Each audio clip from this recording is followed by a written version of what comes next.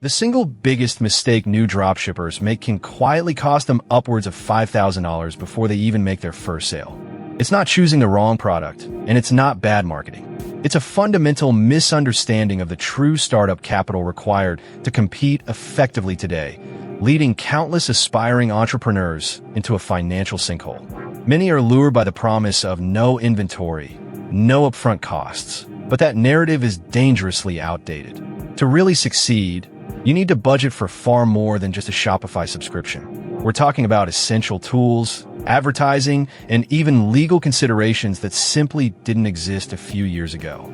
Ignore these, and you're essentially gambling with your savings, hoping for a miracle that rarely comes. But the good news is, once you understand where this money needs to go, you can avoid the trap entirely, which we'll break down next. Let's be brutally honest. Dropshipping is not the get-rich-quick scheme it once appeared to be. The barrier to entry might be low in terms of inventory, but the barrier to profitability is now incredibly high. Imagine launching a product, spending $500 on ads, only to find 10,000 other stores selling the exact same item for pennies less. That's the reality for many. You're competing with established players, sophisticated marketing teams, and often direct manufacturers from overseas. The days of simply finding a trending product on AliExpress and making a quick buck are largely over. You need a unique selling proposition, a strong brand, and a deep understanding of your niche. Without these, your chances of breaking even, let alone turning a profit, diminish significantly. But there are still avenues for success if you know where to look and what to avoid. When people think of dropshipping costs, they often stop at Shopify's monthly fee, which is around $39 for the basic plan. But that's just the tip of the iceberg. Consider app subscriptions. For product research, automation, email marketing, and trust badges, you could easily spend an additional $100 to $300 monthly. Then there's professional logo design and branding, which might be a one-time $200 to $500 investment, but crucial for standing out. High-quality product photography and video content, if you're not relying on supplier images, could be another $100 to $500 per product. These aren't luxuries. They're necessities to build a credible store that customers trust. Skimp on these, and your store will look amateurish, leading to abysmal conversion rates. But even with these expenses, we haven't touched the biggest cost driver, which is where most people get blindsided. The single largest financial hurdle for new dropshippers is often overlooked: advertising spend. Many beginners allocate a mere $500 to $1,000 for ads, expecting immediate returns. The truth is, with rising ad costs on platforms like Facebook, Instagram, and TikTok, that's barely enough to gather meaningful data, let alone scale. For a new product, you need to spend at least $1,500 to $2,500 just to test different audiences, creatives, and conversion objectives to find a winning combination. If your product costs $30 and your profit margin is $10, you need 150 to 250 sales just to break even on that ad spend. Most people quit long before they hit this mark, feeling like they've wasted money. Understanding this upfront will shift your entire strategy, but it's still not the only hidden cost.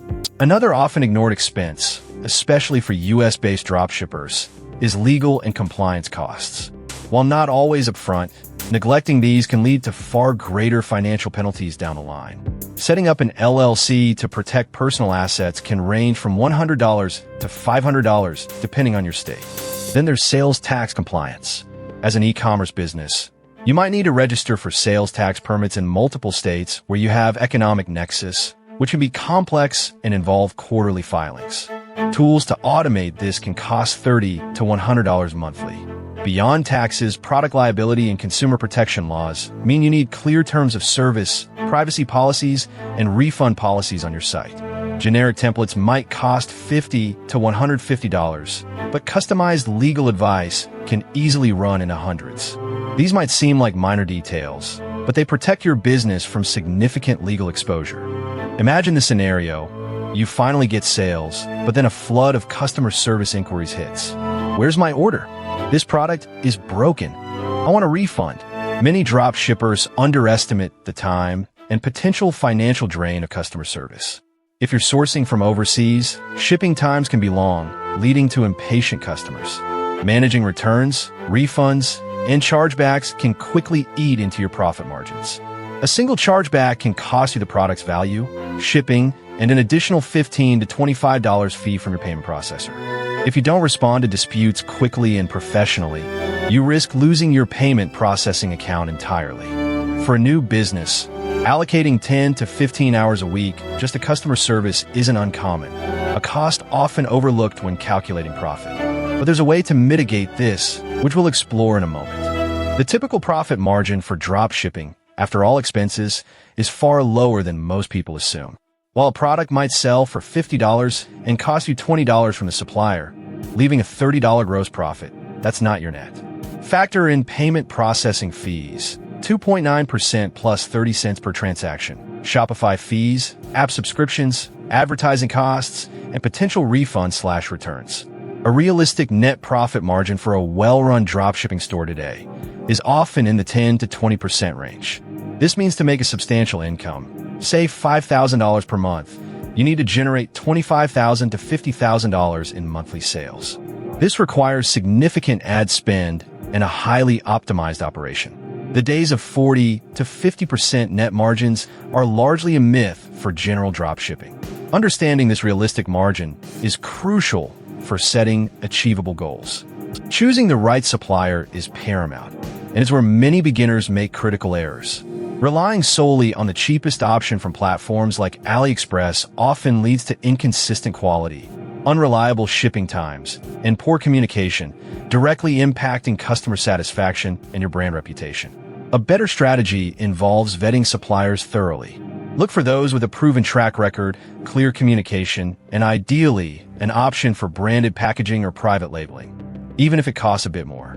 Using services like CJ Dropshipping or SaleWho, which pre-vet suppliers, can reduce headaches significantly. While they might have slightly higher product costs, the reliability often justifies the expense, preventing costly returns and negative reviews.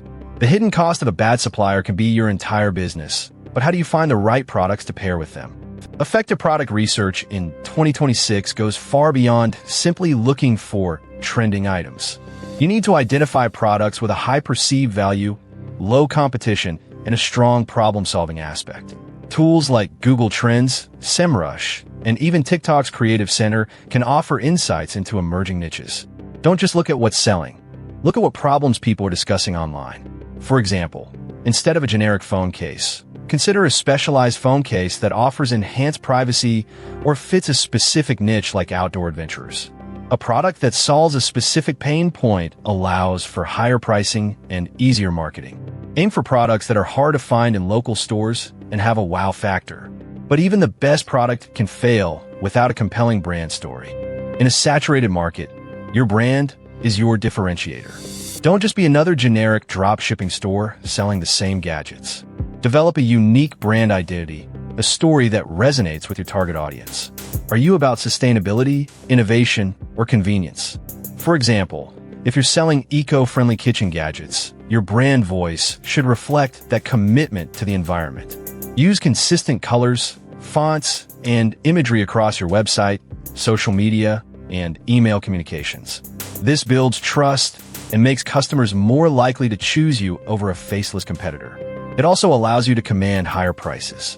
Think of it as investing in your long-term asset, not just a quick sale. This brand building, while requiring an upfront investment of time and thought, pays dividends by reducing your reliance on constant, expensive advertising. Once you've found a winning product and established a brand, scaling needs to be strategic. Don't just throw more money at ads. Analyze your data.